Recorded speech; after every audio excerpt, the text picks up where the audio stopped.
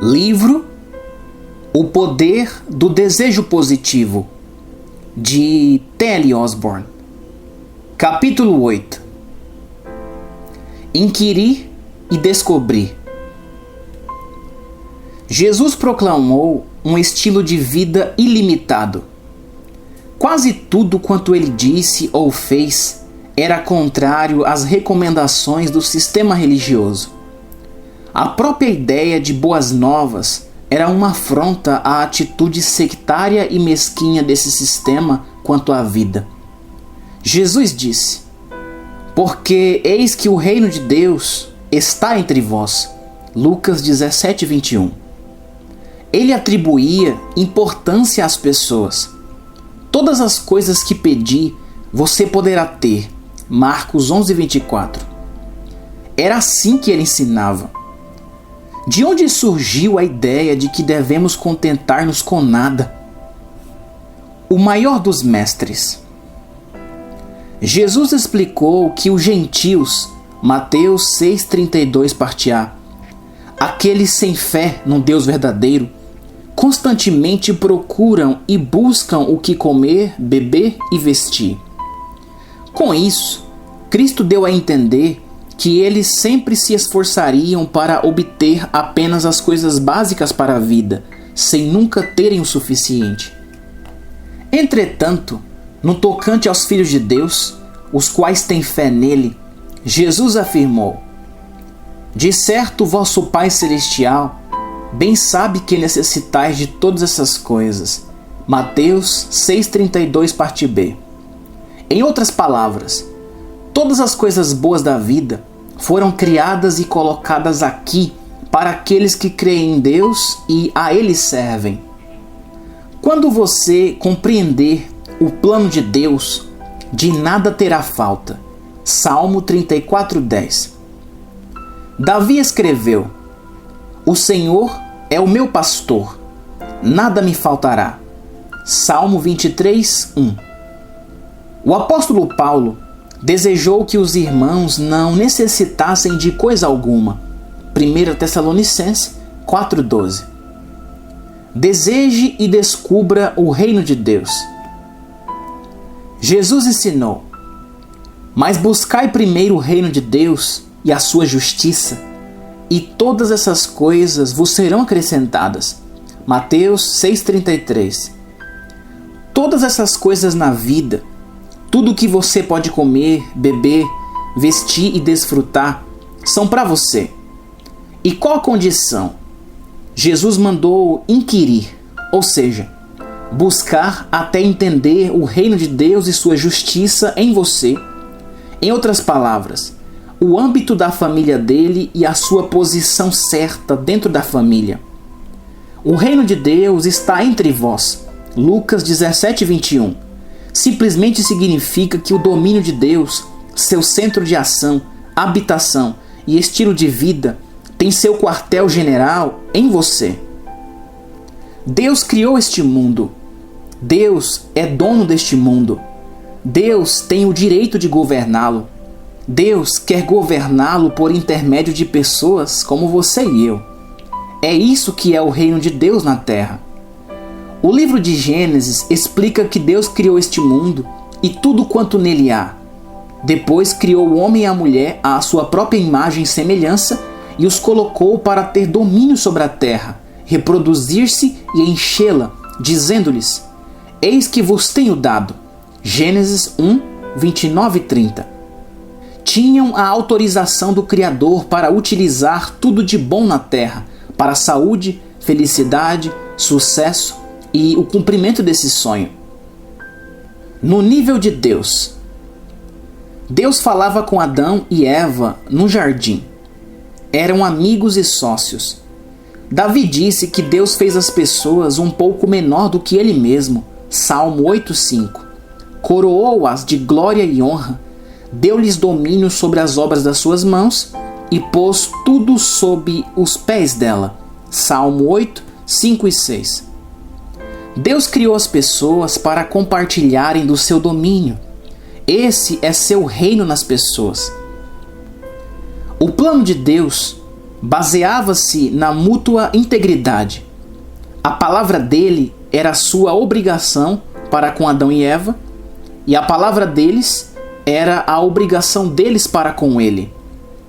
Entretanto, o inimigo do Senhor, Satanás, tinha inveja do seu plano divino, o qual permitia que as pessoas criadas por ele compartilhassem do seu domínio.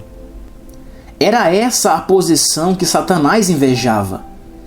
E como anjo, queria ser semelhante ao Altíssimo. Isaías 14:14. Assim, o maligno foi ter com Adão e Eva, assumiu um papel de autoridade e os enganou. Acreditaram na mentira de Satanás, Gênesis 3:4, e não naquilo que Deus dissera, Gênesis 2:17.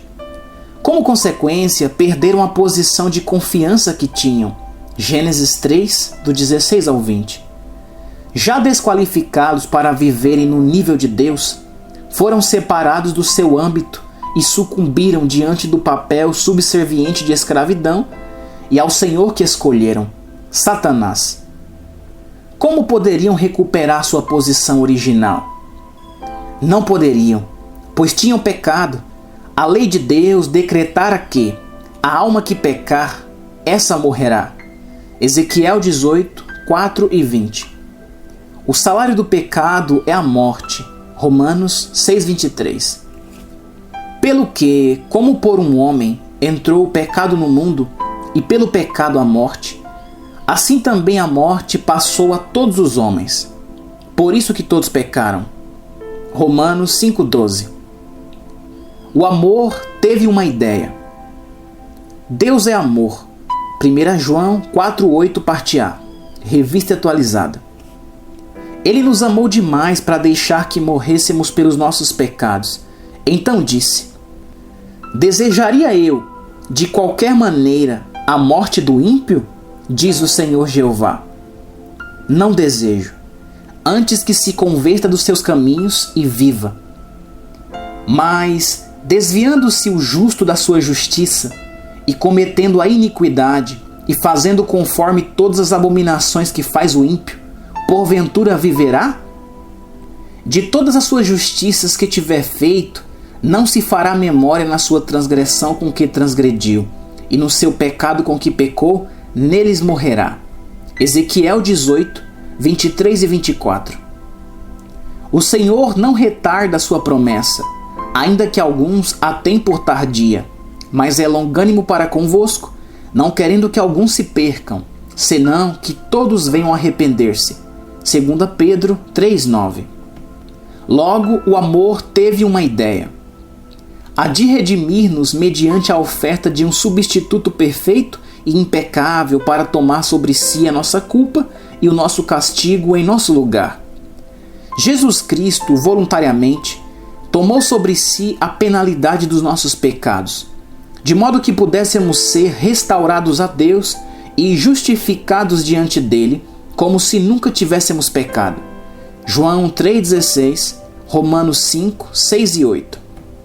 Levando ele mesmo em seu corpo os nossos pecados sobre o madeiro, para que, mortos para os pecados, pudéssemos viver para a justiça, e pelas suas feridas fostes sarados. 1 Pedro 2,24. Não deixe de ler o meu livro, O Grande Plano do Amor. Depois de Jesus ter suportado o nosso castigo, Deus ressuscitou-o dos mortos, Atos 2,32, Atos 3,15. Então, ele enviou seus seguidores para contar a toda a criatura, Marcos 16,15, o que ele fizera em favor delas. Prometeu que cada pessoa que cresce nas boas novas nasceria para uma nova vida da parte de Deus, seriam aceitas de volta à sua família. João 1,12, 2 Coríntios 5,17, João 3,16 e 36 e 1 João 5,12. Uma vez que pecado algum pode ser castigado 2 vezes e dívida alguma pode ser paga 2 vezes, já não somos culpados diante de Deus e nunca mais poderemos voltar a ser condenados ou julgados por causa dos nossos pecados do passado. João 5,24 e Romanos 8,1. Agora, a justiça de Cristo é creditada à nossa conta. 2 Coríntios 5:21. Não consta mais coisa alguma contra nós, nenhuma condenação, tampouco medo, juízo e penalidade para temermos. Somos justificados. Justo fiquei como se nunca tivesse pecado.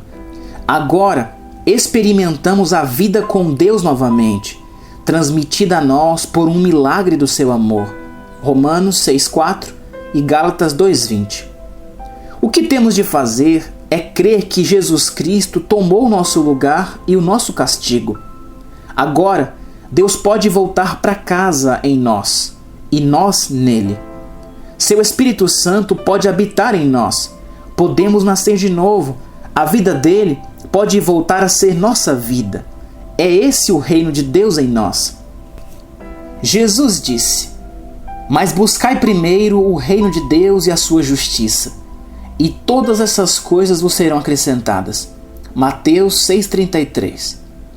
Procure em primeiro lugar esse relacionamento. Deseje e descubra a justiça de Deus. O segundo princípio para buscar, a fim de que todas essas coisas vos sejam acrescentadas, Mateus 6,33, é a justiça de Deus. O que significa justiça? Significa a capacidade de ficar em pé na presença de Deus sem um sentimento de culpa, inferioridade ou condenação.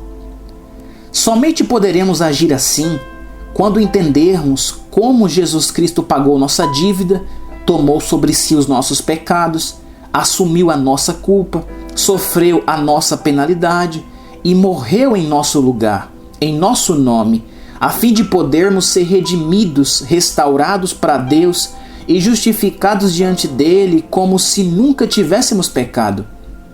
Deus está dizendo: quando você não só inquirir e compreender a mim e o meu domínio, como também a si mesmo e a posição certa no meu âmbito, sua vida será como originalmente sonhei para você. E todas essas coisas lhe serão acrescentadas. Mateus 6,33. Ele está dizendo: minha vontade é que você tenha domínio da vida na terra, viva em abundância e concretize meu sonho de ajudar outras pessoas a descobrirem essa vida. Capítulo 9. A confiança que Deus tem em nós. A abundância de Deus no mundo nunca foi criada para que poucos a monopolizassem. Foi criada a fim de que todas as pessoas a desfrutassem e a utilizassem em prol do bem e da glória de si mesmas, de Deus e do próximo. Há, porém, leis que Deus tornou parte integrante do universo. Todos aqueles que as aplicam podem tornar-se realizadores e possuidores. Até mesmo os incrédulos que buscam e descobrem tais leis podem aplicá-las e se tornar vencedores na vida. Por outro lado, até mesmo os cristãos que não inquirem, não descobrem essas leis, nem as aplicam, poderão viver como perdedores físicos e materiais. O plano de Deus é que seus filhos governem o mundo, possuam seus tesouros e monopolizem a sua abundância, desfrutando e utilizando-se dela. Ele, porém, decretou certas leis. Qualquer indivíduo que as descubram obterá rica colheita, seja ele crente ou incrédulo. Jesus disse: porque faz que o seu sol se levante sobre maus e bons, e a chuva desça sobre justos e injustos. Mateus 5,45, parte B. O princípio de vencer. O crente que é indisciplinado e preguiçoso nos princípios comerciais não prosperará. Apesar da espiritualidade, pode orar pedindo um milagre material, mas ficará sem nada. Por outro lado, um descrente que é astuto, dinâmico e diligente nos princípios comerciais pode pôr em prática as leis divinas do sucesso e formar um império. O crente que não quer lavrar o campo e semear os grãos, parecendo espiritual, ora para um milagre na colheita, porém acabará sem nada. Um incrédulo que lavrar a terra e fizer seu plantio, ceifará uma rica colheita. Deus nos encarrega de descobrir as suas leis do sucesso e disciplinar nós mesmos como membros da sua família, tornando-nos edificadores dos impérios materiais no seu mundo.